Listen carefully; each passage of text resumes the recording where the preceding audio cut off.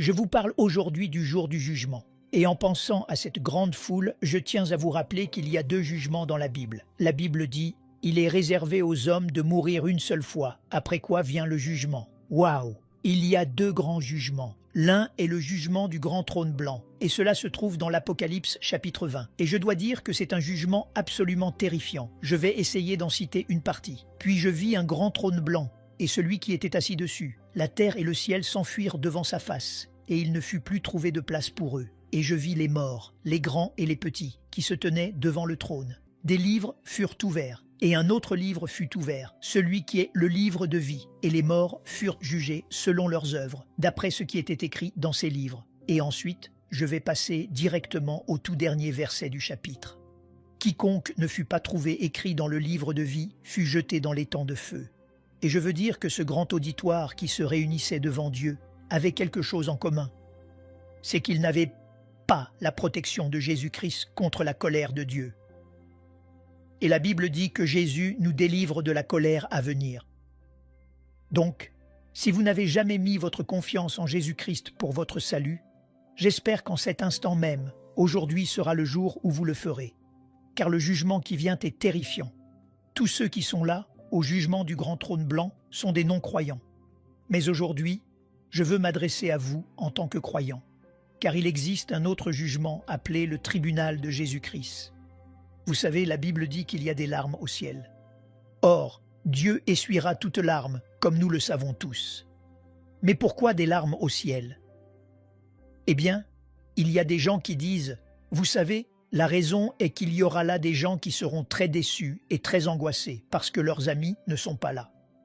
J'imagine une mère pleurant parce que son fils n'est pas entré au ciel et n'y sera pas. C'est peut-être la réponse. Mais je voudrais suggérer, sans pouvoir le prouver, que la vraie raison, ce sont des larmes de regret pour la manière dont nous avons vécu malgré les merveilleuses opportunités que Dieu nous a données. Et c'est donc de cela dont nous allons parler aujourd'hui. Nous allons parler du tribunal de Christ. C'est effectivement le jour des comptes. C'est très sérieux en fait. Je vais me tourner vers deux passages. Le premier n'est pas listé dans vos notes, mais le second l'est. Et c'est celui qui sera notre texte principal. L'apôtre Paul dit ceci. Il parle du fait qu'il a commencé un ministère. Et puis il dit « d'autres ont bâti dessus ». Et ensuite il dit ceci. C'est en fait 1 Corinthiens 3, verset 10. Et au fait, beaucoup d'entre vous ont effectivement des Bibles. Maintenant, je sais que si vous avez moins de 30 ans, voulez-vous me regarder un instant? Ceci est effectivement une Bible. Voyez-vous cela? Ai-je un témoin? Ceci est effectivement une Bible. Et c'est ce que dit l'apôtre Paul. Et bien sûr, si c'est sur votre téléphone, trouvez-le sur votre téléphone. Mais surtout le second passage. Mais dans celui-ci, il dit « Selon la grâce de Dieu qui m'a été donnée, comme un sage architecte, j'ai posé le fondement, et un autre bâtit dessus. Mais que chacun prenne garde à la manière dont il bâtit dessus. Car personne ne peut poser un autre fondement que celui qui a été posé, savoir Jésus-Christ. Or, si quelqu'un bâtit sur ce fondement avec de l'or, de l'argent, des pierres précieuses, du bois, du foin, du chaume, l'œuvre de chacun sera manifestée, car le jour la fera connaître, parce qu'elle se révélera dans le feu, et le feu éprouvera ce qu'est l'œuvre de chacun. Si l'œuvre bâtie par quelqu'un sur le fondement subsiste, il recevra une récompense. Si l'œuvre de quelqu'un est consumée, il perdra sa récompense. Pour lui, il sera sauvé, mais comme au travers du feu. L'image est celle-ci.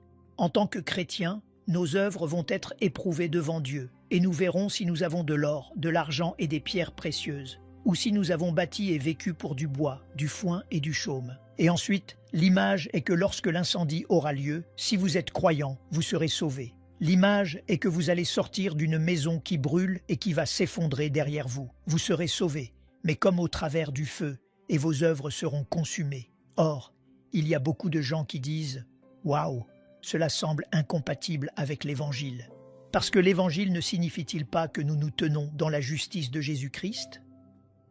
Nous sommes accueillis au ciel comme si nous étions Jésus. Oui, bien sûr, c'est la bonne nouvelle de l'Évangile. Mais cela ne signifie pas que Dieu ne juge pas même ceux qu'il a rachetés. Par exemple, dans le livre des Actes, Vous avez l'histoire d'Ananias et Saphira, qui sont morts parce qu'ils ont menti. J'ai tendance à penser, parce qu'ils étaient membres de l'Église, j'ai tendance à penser qu'ils étaient peut-être croyants. Et je peux les imaginer arrivant au ciel en disant « Eh bien, qu'est-ce que c'était que tout ça ?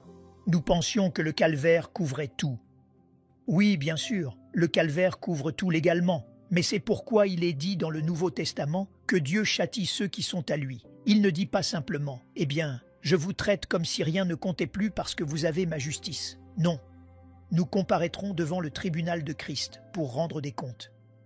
Et vous savez, l'image est si puissante. Je pense par exemple aux incendies en Californie du Sud il y a quelque temps. Et si vous avez traversé une zone qui a subi un feu de forêt et que vous tombez sur des maisons, que reste-t-il? Eh bien, vous savez, une cheminée, certains des murs qui étaient en briques, tout le reste est brûlé. Maintenant, il y a une seconde objection que les gens ont parfois, et c'est celle-ci. Nous ne devrions pas servir Dieu pour des récompenses. Oh non, c'est égoïste. Servons-le simplement parce que nous l'aimons. Très bien, prenons une grande respiration. Bien sûr, nous devrions servir Dieu parce que nous l'aimons. Mais vous savez, la manière dont vous l'aimez est de viser la récompense. Jésus a rendu cela très clair. Il a motivé les gens en disant que votre récompense sera grande. Alors rappelons-nous cela. Je me souviens d'un gars qui disait « Vous savez, si j'arrive au ciel, tant que j'ai une petite cabane, ça m'ira. » Avez-vous déjà remarqué que les gens qui disent qu'ils seront satisfaits, même s'ils ont une petite cabane au ciel, sont généralement ceux qui ne se contentent pas d'une petite cabane sur terre? Mais ils pensent « Vous savez, quand j'arriverai au ciel, tant que j'ai cette petite cabane, ça m'ira. » Un homme m'a dit « Vous savez, je suis chrétien, mais je ne vis pas vraiment pour Christ. » Il a dit « Tant que je peux m'asseoir au dernier rang au ciel, je serai heureux. » Depuis lors, je garde un œil sur les gens au dernier rang. Il y a une raison pour laquelle vous avez choisi le dernier rang.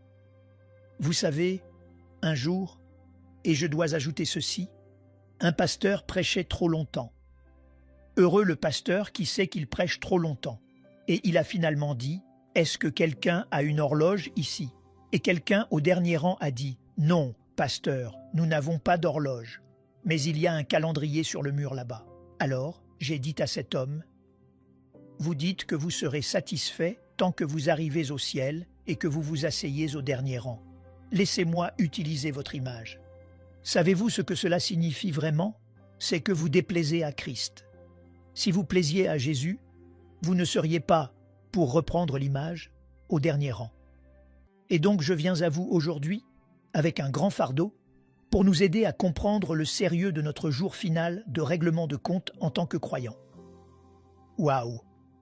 Je vais vous demander maintenant de vous tourner vers notre passage principal de l'Écriture qui se trouve dans la seconde épître aux Corinthiens. Seconde épître aux Corinthiens, chapitre 5. Paul parle bien sûr des croyants. Il parle même de lui-même ici. Il dit ceci, et nous allons reprendre la lecture au verset 9. C'est pour cela aussi que nous nous efforçons de lui être agréables, soit que nous demeurions dans ce corps, soit que nous le quittions. C'est de cela qu'il s'agit, plaire à Christ. Car il nous faut tous comparaître devant le tribunal de Christ, afin que chacun reçoive selon le bien ou le mal qu'il aura fait, étant dans son corps. Très bien. Je vais vous donner 4 caractéristiques du tribunal de Jésus-Christ, alors même que nous évaluons nos vies à la lumière de l'éternité. La première est celle-ci. Nous allons être jugés équitablement. Vous dites, eh bien, pasteur Lutzer, où est-ce dans le texte? Eh bien, il est dit que c'est le tribunal de Jésus-Christ. Jésus-Christ est celui qui est mort pour nous, qui nous aime, mais qui se tient maintenant pour nous juger. Donc, il va être éminemment juste. Pas un seul fait ne sera négligé. Si vous avez été élevé dans un foyer où il y avait de la maltraitance, cela sera pris en compte dans le genre de vie que vous avez mené, de sorte que personne ne dira jamais « Vous savez, je n'ai pas eu de chance ». Si, vous en avez eu. Parce que Jésus va tout prendre en compte. La Bible dit que « Nulle créature n'est cachée devant lui, mais tout est à nu et à découvert aux yeux de celui à qui nous devons rendre compte. » Il n'y a rien, rien qui sera caché. Il n'y aura pas d'avocat à vos côtés pour arranger les choses afin de les rendre meilleures. Rien que la réalité. Rien que la réalité. Un jour, une femme m'a écrit. Elle avait joué dans des films qui étaient vraiment horribles et elle a dit, maintenant elle est sauvée et elle a dit, ces films continuent d'être diffusés. Donc elle continue d'avoir une mauvaise influence même si les choses progressent. Et elle a dit, puis-je recevoir des récompenses aussi? Et j'ai dit, oui, parce que je crois que les récompenses dépendent non pas de ce que nous avons fait après notre première naissance, mais après notre seconde naissance. Merci. Au fait, je ne savais pas que dire « Amen » était légal en Californie. Amen. Maintenant, voici la chose. Bien sûr, nous devons comprendre que l'apôtre Paul s'attendait à faire le bien. Et avant sa conversion, il était en fait occupé à tuer des chrétiens. Donc, quel que soit votre passé avant votre conversion, vous allez être jugé sur ce que vous avez fait et comment vous avez vécu après votre conversion. Donc, premièrement, le jugement sera très clair. En d'autres termes, il sera très juste. Jésus est notre Sauveur. Jésus est notre frère. Et il veut que nous réussissions au tribunal. Donc nous pouvons compter sur l'équité. Deuxièmement, je veux que vous remarquiez que nous allons être jugés individuellement. Maintenant, j'ai lu le texte. Peut-être que je dois le relire. Il nous faut tous comparaître devant le tribunal de Christ, afin que chacun puisse rendre compte de ce qu'il a fait. Cela ne pourrait pas être plus clair. C'est vous et Jésus. L'apôtre Paul dit au chapitre 14 des Romains, que je lisais hier soir, il dit « Pourquoi juges-tu ton frère ?» Et puis il dit ceci. Il dit « Ainsi chacun de nous rendra compte à Dieu pour lui-même. » Et bien sûr, cela inclut les femmes. C'était juste un terme général pour inclure tout le monde. Chacun de nous rendra compte devant Dieu individuellement. Ce sera vous et Jésus, et il n'y aura rien pour vous couvrir. J'étais diplômé d'un petit collège biblique au Canada, et il y avait environ 60 étudiants, et tout le monde chantait dans la chorale.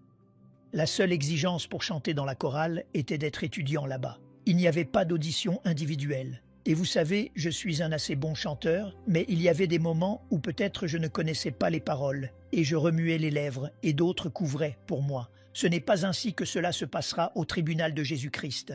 Ce sera une audition individuelle, vous et Jésus. Maintenant, je sais exactement ce que vous pensez. Oh, j'espère vraiment que ce sera juste. J'espère que mes amis ne verront pas ça. J'espère que ce sera totalement privé. Je répondrai ceci à cela. Premièrement, rappelez-vous que nous serons tous dans le même bateau, d'une part. Mais deuxièmement, je crois vraiment que lorsque nous nous tiendrons devant Jésus, nous ne nous soucierons pas de savoir si l'univers entier nous regarde, que nos femmes regardent ou non, que nos maris, nos amis, nos parents et les gens devant qui nous nous sommes fait paraître bien meilleurs que nous ne le sommes vraiment, nous ne nous en soucierons pas. La seule chose qui nous importera sera le regard sur le visage de Jésus. Entendrons-nous « C'est bien, bon et fidèle serviteur » ou ne l'entendrons-nous pas? Or, les théologiens diffèrent, mais j'adopte le point de vue que tout le monde n'entendra pas cela des lèvres du Christ. Les gens qui ont vécu pour eux-mêmes, ils ont fait tout ce qu'ils pouvaient. Ils ont mis leur énergie dans des choses qui n'étaient que terrestres. Ils n'avaient pas une pensée céleste pour servir le Seigneur. Et ils ont toléré le péché, et cela ne les dérangeait pas. La question est celle-ci. Vous allez vous tenir devant Jésus. Et il m'est dégrisant de penser que je vais me tenir devant Jésus pour rendre compte des actes accomplis dans le corps, qu'ils soient bons ou mauvais. C'est ce que dit le texte. Et cela nous amène à une troisième caractéristique, qui est celle-ci. Nous allons être jugés, et cela va vous choquer. Nous allons être jugés de manière approfondie, que ce soit bien ou mal. Je sais ce que vous pensez. Allons-nous voir notre péché? C'est ce qui devrait vous venir à l'esprit. Notre péché a été pris en charge par Jésus. Il est mort sur la croix. Ce péché a été pardonné. Si nous voyons le péché, il nous sera montré comme ayant été pardonné. Parce que le problème ici n'est pas le péché. Jésus a payé pour tous ceux qui se tiennent en sa présence pour régler le problème du péché, afin que nous nous tenions légalement, justement devant Dieu. Mais j'ai réfléchi à cela, et voici ce que je pensais. Et ce n'est que de la spéculation. Et si Jésus prenait toutes nos vies, toutes les choses que nous avons faites, le bien et le mal, et qu'il les transformait en or, argent ou pierres précieuses, ou peut-être qu'il les transformait en bois, foin et chaume. Ensuite, il pourrait mettre le feu à tout cela et voir ce qui reste. Et la question est celle-ci. Aurons-nous, parmi le bois, le foin et le chaume, le privilège de voir de l'or, de l'argent et des pierres précieuses? Donc, vous ne verriez pas votre péché, mais votre vie va être évaluée de manière approfondie, que vous ayez fait le bien ou le mal, dit le texte. Maintenant, en ce qui concerne le bois, le foin et la paille, tout cet auditorium pourrait être rempli de paille très facilement. Et cela ne vaudrait pas autant. Eh bien, cela ne vaudrait certainement pas autant que les bijoux qui ont été volés au Louvre récemment. Pourquoi? Vous pouvez tenir de l'or, de l'argent et des pierres précieuses dans votre main. C'est pourquoi, quand j'ai lu 1 Corinthiens, chapitre 3, vous l'avez peut-être manqué. Jésus a dit « Je ne vais pas évaluer combien vous avez fait ». Il a dit « Chaque personne va être jugée par la sorte d'œuvre qu'elle a faite. Il y a ceux qui n'ont eu aucun ministère transformateur, aucune preuve réelle de la plénitude de l'esprit. Et ils vont être jugés sur la base du fait qu'ils se tiennent maintenant devant Dieu. Et la question sera, avez-vous servi Dieu avec un motif pur? Était-ce tout à propos de vous-même ou votre vie était-elle toujours à propos de lui? Quelle sorte d'œuvre avez-vous faite? Et je crois que c'est au tribunal de Jésus-Christ que toutes sortes de questions sur terre qui n'ont pas été jugées ici vont être jugées là-bas. Paul dit ceci dans Romains chapitre 12. Paul dit « Bien-aimés, ne vous vengez point vous-même. La vengeance appartient à Dieu. » Or, il parle aux chrétiens.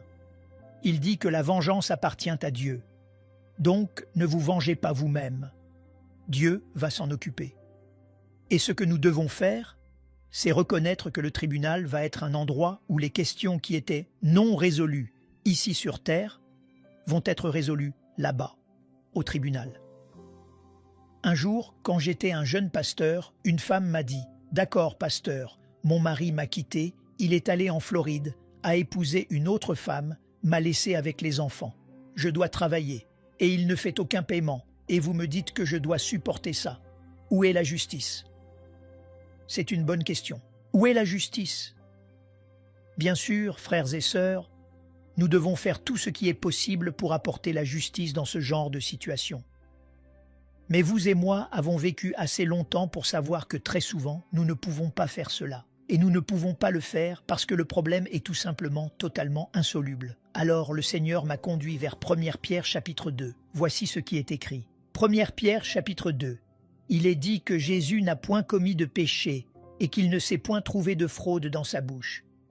Lui qui, injurié, ne rendait point d'injures, maltraité, ne faisait point de menaces, mais s'en remettait à celui qui juge justement. Jésus disait « Je n'ai pas besoin d'obtenir justice dans cette vie. » Et encore une fois, je veux souligner que nous devrions œuvrer pour la justice, mais souvent c'est impossible.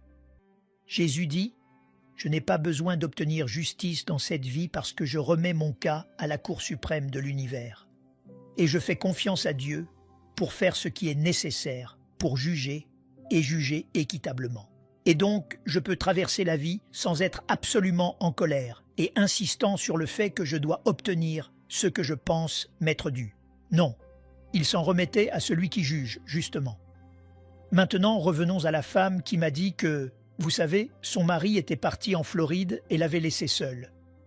Pensez-vous honnêtement, supposons qu'il soit croyant, pensez-vous honnêtement que lorsqu'ils arriveront au tribunal, Jésus va dire « Eh bien, vous savez, nous devons juste laisser le passé au passé, et donc, vous savez, tenez-vous la main et allez dans l'éternité ensemble. » Je ne pense pas.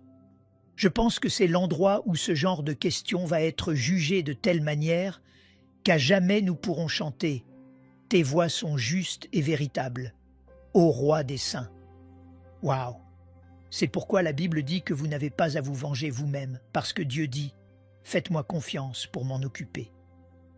Cela n'arrivera pas aujourd'hui, mais la justice est en chemin et nous devons le croire, et merci encore pour cela. Amen.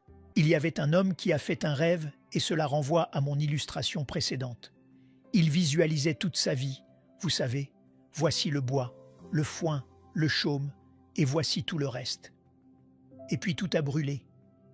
Et dans le rêve, il allait partout avec une petite tasse en fer blanc et une petite brosse, trouvant l'or, l'argent et les pierres précieuses. Je ne sais pas si ce sera comme ça, mais c'est l'image que l'apôtre Paul utilise dans 1 Corinthiens chapitre 3, que j'ai lu plus tôt. Et un jour vient où cela va être une réalité. Regardez la dévastation d'un feu de forêt. Il y a des gens dont la vie se révélera être ainsi, mais comme Paul le dit, ils seront sauvés, mais comme au travers du feu. Tout ce qu'ils ont fait va s'effondrer derrière eux, et l'éternité leur fera face. Maintenant, il y a une quatrième caractéristique, parce que si vous me suivez, et je crois que vous le faites, vous posez cette question. Pasteur Lutzer, c'est sérieux. Qu'est-ce qui va survivre au feu? Je veux dire, j'aimerais avoir de l'or, de l'argent et des pierres précieuses à la fin de tout cela.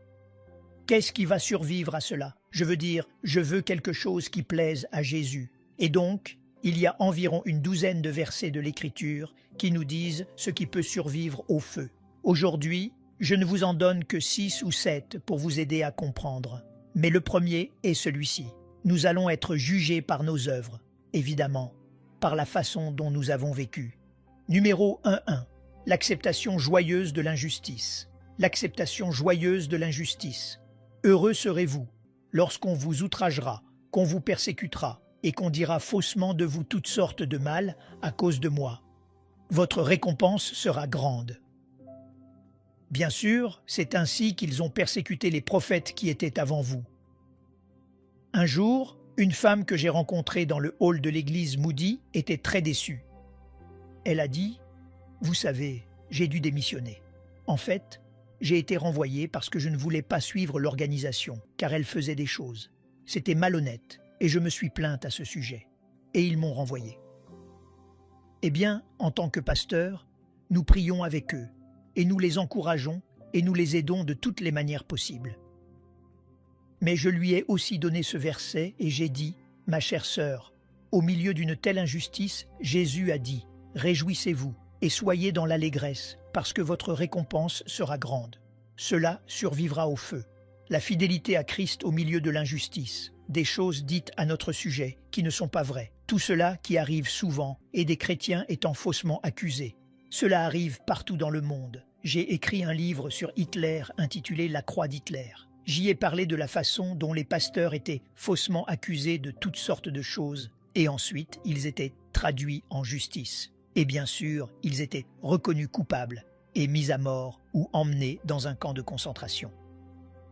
Jésus a dit que lorsque cela arrive, si vous êtes fidèles, votre récompense sera grande. Waouh! Passons à une deuxième chose, et c'est les disciplines. Maintenant, je veux parler brièvement du chapitre 6 de Matthieu encore une fois, et Jésus parle de « Si vous priez, n'en faites pas tout un plat pour que tout le monde pense. Oh là là, on dirait que cette personne va au ciel tous les soirs et revient le matin, vu la façon dont elle prie. N'en faites pas tout un plat. Entre dans ta chambre et prie-la dans le secret. Et ton Père, qui voit dans le secret, te le rendra. » Cela peut être une bénédiction sur terre. Cela peut aussi être une récompense au ciel. Et bien sûr, la même chose est dite à propos du jeûne. Au fait, c'est un sujet intéressant. À l'église Moody, souvent lorsque nous déclarions un jeûne, peu de gens venaient. Lorsque nous déclarions un festin, les gens sortèrent de nulle part. Et nous avons rencontré des gens que nous pensions morts à l'époque du pasteur précédent. Nous ne sommes pas très doués pour le jeûne, mais Jésus a dit qu'il a sa récompense. Et passons au suivant. La générosité financière. La générosité financière. Où Jésus dit ceci. « Ne vous amassez pas des trésors sur la terre, où la teigne et la rouille détruisent, où les voleurs percent et dérobent, le marché boursier s'effondre précipitamment, de manière inattendue, mais amassez-vous des trésors dans le ciel, où la teigne et la rouille ne détruisent point, et où les voleurs ne percent ni ne dérobent, et vous êtes récompensés pour cela. » L'un des plus grands mensonges qui a été perpétué est celui-ci. « Oh, vous ne pouvez pas l'emporter avec vous. » Bien sûr que si. Bien sûr que vous pouvez l'emporter avec vous, mais vous devez le transmuer en une substance différente pour qu'il vous retrouve au ciel. Connaissez-vous ce mot transmutation?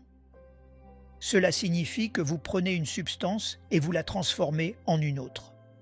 Et comme si vous aviez un enfant malade, vous allez à la pharmacie, vous prenez un billet de 50 $.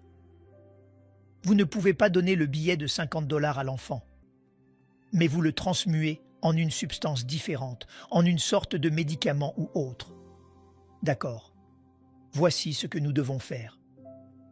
Nous devons transmuer notre richesse en quelque chose d'éternel. Et Jésus a dit dans l'une des paraboles, il a dit « Utilisez votre richesse sagement, afin que lorsque vous arriverez au ciel, il y ait des gens là-bas pour vous accueillir dans les tabernacles éternels.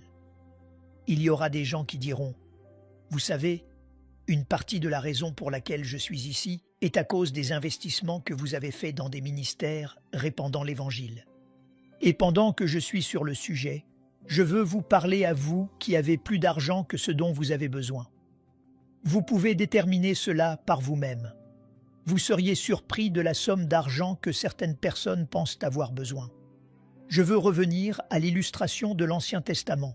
Vous souvenez-vous quand Israël quittait l'Égypte, Dieu dit « Je vais mettre dans le cœur des Égyptiens de vous bénir avec toutes sortes de biens. » Alors, les Israélites sont allés dans les maisons égyptiennes et cette personne a dit « Oh, voici une image en or. Pourquoi ne la prends-tu pas? Voici un pot en argent. Vas-y, prends-le. » Vous savez, nous avons de beaux rideaux ici qu'il nous a fallu longtemps à faire, mais emportez-les avec vous. Maintenant, que pensent les Israélites? Ils pensent à une aubaine, une grande aubaine. Regardez ce que nous avons. Mais que pensait Dieu? Dieu pensait au tabernacle. Comment pensez-vous qu'ils ont pu construire le tabernacle dans le désert? Dieu dit « Je veux que vous utilisiez votre aubaine pour construire un lieu pour moi, afin que vous puissiez m'y adorer. » Si vous avez plus d'argent que nécessaire, pensez à l'investir dans quelque chose qui durera éternellement, qui ne sera pas gâché par les vicissitudes de la culture. Je n'ai pas utilisé le mot vicissitude depuis des années, mais il semblait convenir ici. Ce que vous devez faire, c'est l'investir, le transmuer dans l'éternité. Vous savez, mes parents, je n'avais pas prévu de vous dire cela, mais c'étaient des Allemands élevés en Ukraine. Une histoire fascinante. Mais mon père a vécu jusqu'à 106 ans, ma mère jusqu'à 103 ans. Or, mes parents ont vécu si longtemps que je suis sûr que jusqu'à la mort de mon père, tous leurs amis au ciel pensaient qu'ils n'avaient tout simplement pas réussi, vous savez. Je vais peut-être devoir vous faire payer une taxe sur le divertissement. Maintenant, voici le point. Ils étaient si sages qu'ils ont donné tout leur argent au ministère chrétien, de sorte que parmi les 5 enfants, nous n'avons presque rien reçu. Et c'était si sage. Pourquoi? Je me souviens il y a des années, quand j'étais un garçon. Ils mettaient 5 $ dans une enveloppe et l'envoyaient à ce ministère et à ce ministère, et ils s'assuraient simplement de tout laisser au ciel. Donc, la générosité financière, l'hospitalité, ceci est très convaincant pour moi. Luc chapitre 14, Jésus a dit ceci. « Lorsque vous donnez un festin, n'invitez pas vos amis et vos parents et tous les gens qui peuvent vous le rendre. » En fait, je l'ai lu hier soir. Il a dit « N'appelle pas les riches parce qu'ils peuvent te le rendre. » Il a dit « Si tu dois faire un festin, va chercher les aveugles, les estropiés et ceux qui ne peuvent pas te le rendre. » Et puis Jésus a dit ceci. « Si tu leur montres de l'hospitalité, cela te sera rendu à la résurrection des justes. Tu seras remboursé. À tous ceux d'entre vous qui deviennent nerveux à l'idée de parler de récompense, comment trouvez-vous cela? Vous serez remboursé à la résurrection des justes. Trouvez des pauvres que vous pouvez aider, avec qui vous pouvez construire des ponts, et utilisez même ces ponts pour partager l'Évangile. Et Jésus a dit, tu seras récompensé. Maintenant, l'autre point. Oh là là, c'est dur. Ceux d'entre vous qui sont dans des mariages malheureux, c'est difficile. Aimez l'inaimable. Aimez l'inaimable. Je dis cela de mémoire dans le chapitre 6 du livre de Luc, où Jésus a dit ceci. Aimez vos ennemis, faites-leur du bien, et vous serez récompensés. C'est une sorte de paraphrase. Vous serez récompensés parce que votre Père céleste aime aussi, est bon pour les justes et les injustes. Il envoie la pluie à tous. Donc si vous voulez être récompensés, trouvez quelqu'un qui est inaimable et aimez-le. Faites le choix de leur faire du bien, de les aimer. Et Jésus a dit, vous savez, c'est ce que Dieu fait. Vous faites cela, et votre récompense sera grande. Amen. Un autre Amen. Loué soit Dieu. Eh bien, l'apôtre Paul dit aussi dans 2 Timothée, il dit « Je sers déjà de libation, et le moment de mon départ approche. J'ai combattu le bon combat, j'ai gardé la foi. » Et il dit « Désormais la couronne de justice m'est réservée, que le Seigneur, le juste juge, me donnera dans ce jour-là, non seulement à moi, mais encore à tous ceux qui auront aimé son avènement. » Alors, aimez-vous réellement son avènement? Ou pensez-vous que l'apparition de Jésus allait interférer avec votre carrière? Aimez-vous tellement Jésus que vous voulez qu'il apparaisse? Paul dit que c'est ainsi que vous vous assurez d'obtenir la couronne de justice. Maintenant, quand vous parlez des diverses couronnes, il est parfois difficile de les séparer les unes des autres. Et évidemment, tous les chrétiens ont la justice de Christ comme un don. Nous comprenons cela. Mais ici, Paul parle d'un don spécial, exceptionnel, donné à ceux qui aiment son avènement. Aimez-vous Christ plus que vous n'aimez votre péché? Quelle est la grandeur de votre amour pour Jésus-Christ? Paul dit que vous obtenez une couronne spéciale. Et si vous voulez obtenir la couronne de vie, je vais vous dire ce que vous faites. Jacques dit que vous devez endurer la tentation. Si vous pouvez vivre dans ce monde corrompu sans permettre à la corruption de vous corrompre, vous savez, vous allez réussir au tribunal parce que c'est la grande tentation à une époque de technologie et tout le reste de ce qui se passe dans notre culture. Et puis je veux en ajouter un, et cela a à voir avec votre vocation. Je ne peux m'empêcher de penser qu'il y en a certains parmi vous qui n'aiment pas aller au travail. Et la raison est que vous êtes sous-payés. Votre patron est très difficile à vivre. Et il y a juste une myriade d'injustices qui ont lieu. Et donc vous vous dites, mais néanmoins, cela me vient à l'esprit ici, l'autocollant de pare-choc. Ho ho ho, au travail je dois aller, ou quelque chose comme ça. Savez-vous ce qu'il est dit dans Colossiens chapitre 3, verset 23? Il est dit « Serviteurs, obéissez à vos maîtres et faites-le non pas pour plaire aux hommes. Vous savez, tout ce qui vous importe est la façon dont les gens vous voient. Mais servez de bon cœur, non pour eux, mais pour Christ. Donc, demain quand vous allez au travail, voici ce que vous faites. Vous dites « Cet endroit n'est pas juste, je ne l'aime pas. Mais aujourd'hui, je suis ici pour servir Jésus-Christ. » Et vous savez quoi? Savez-vous ce qu'il dit? Ouais, savez-vous ce qu'il est dit ici? Vous recevrez la récompense de l'héritage parce que vous ne faites pas simplement plaisir à votre patron ou à votre organisation. Vous travaillez pour plaire à Christ. Prenez votre chèque de paie. Je suppose que les gens ne reçoivent plus de chèque de paie. Je montre évidemment mon âge. Mais vous recevez votre salaire de Jésus et le travail sera bien meilleur et votre récompense vous attendra. Maintenant, ce que j'aimerais faire, c'est poser cette question. Pourquoi nos vies devraient-elles être changées pour toujours? Parce que vous avez écouté ce sermon. Pourquoi nos vies devraient-elles être changées pour toujours? Chaque fois que vous entendez un sermon, et j'ai certainement entendu le pasteur Jack de nombreuses fois, prêchant toujours des messages transformateurs.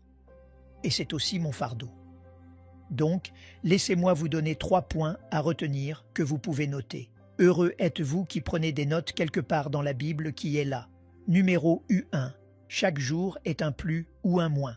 C'est soit une perte, soit un gain. C'est soit du bois, du foin, du chaume ou de l'or précieux. Probablement un mélange. George Whitefield était un grand prédicateur ici en Amérique. Et il voulait ceci sur sa pierre tombale. Et parce que sa tombe a été déplacée, elle est maintenant dans une église. Je n'y suis pas allé, mais toujours sur le mur. C'est ce qu'il voulait.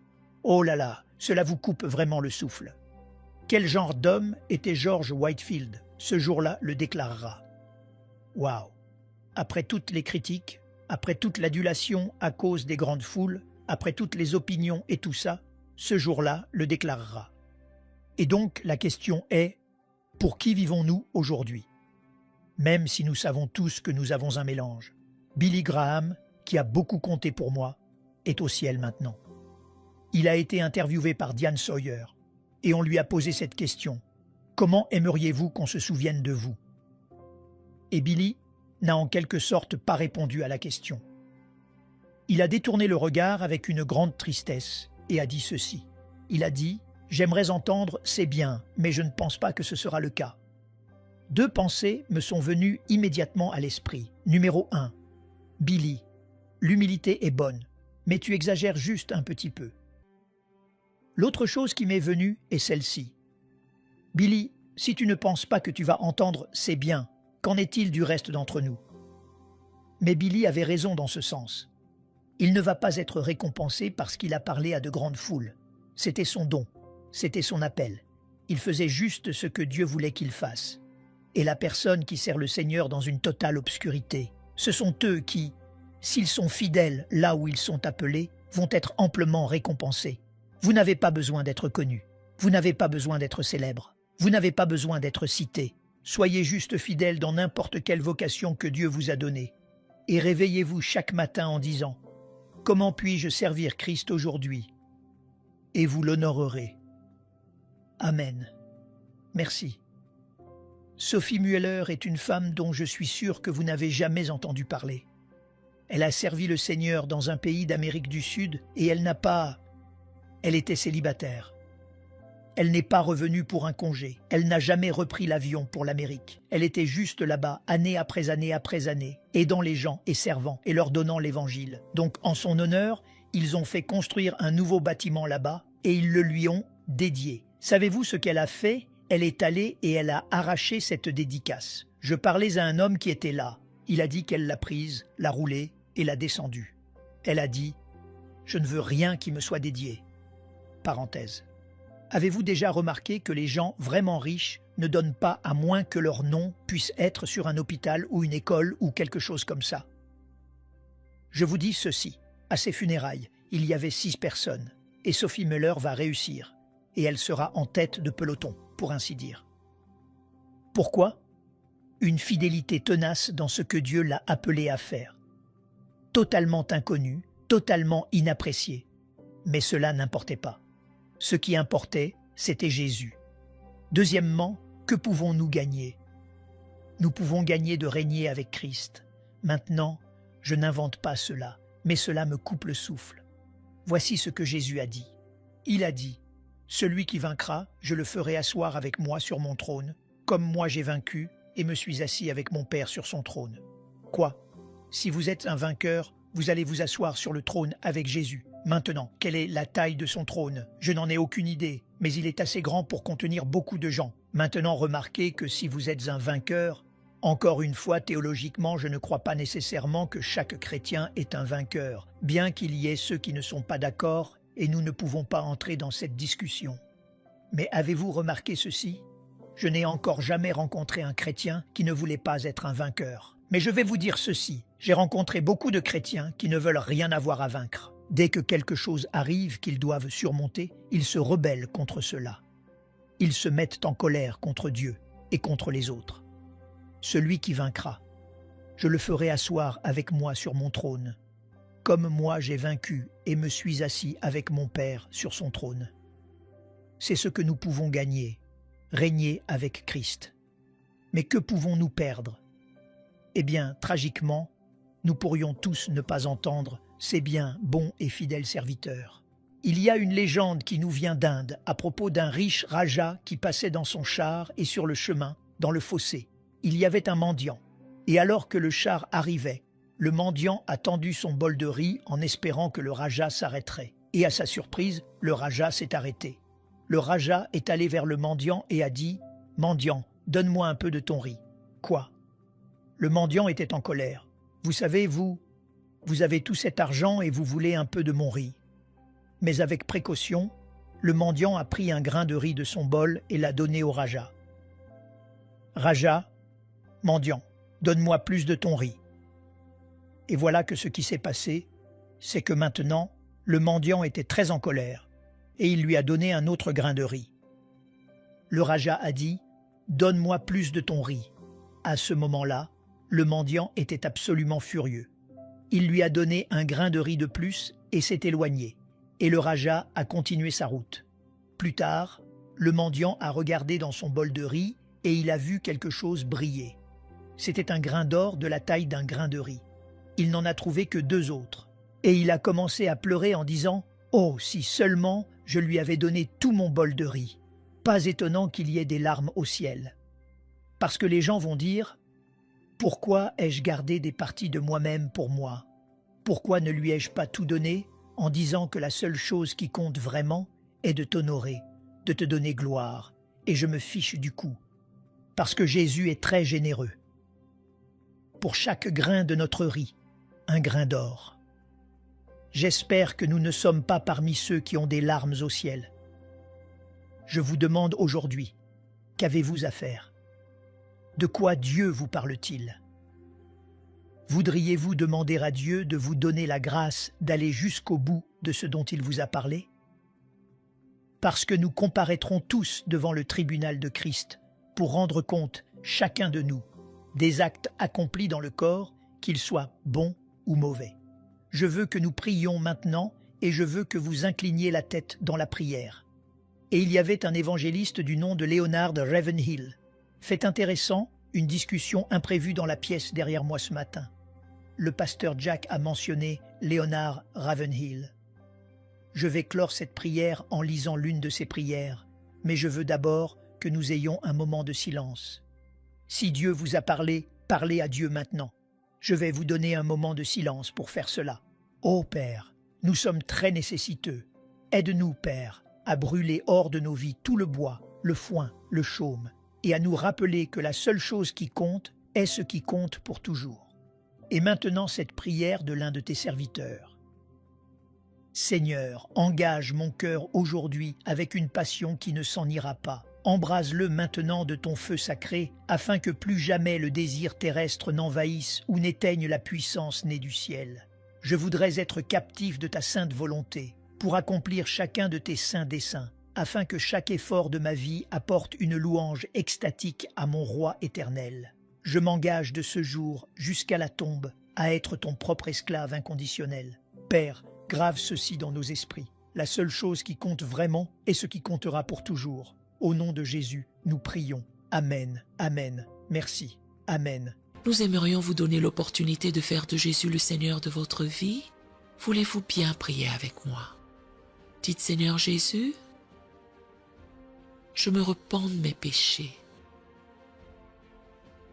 Viens dans mon cœur. Je fais de toi mon Seigneur et Sauveur. Et merci Seigneur pour le baptême du Saint-Esprit en moi. Dans le nom de Jésus. Par cette simple prière, nous croyons que le Saint-Esprit vous conduit sur le chemin de la nouvelle naissance. Allez dans une bonne église dont le fondement est la parole de Dieu, passez par les eaux du baptême et donnez à Dieu la première place. Nous espérons de tout cœur que ce message vous encouragera. Si vous connaissez quelqu'un qui puisse être encouragé, s'il vous plaît, envoyez-le lui pour nous aider à atteindre plus de gens et à propager l'Évangile. Édifions le corps de Christ ensemble.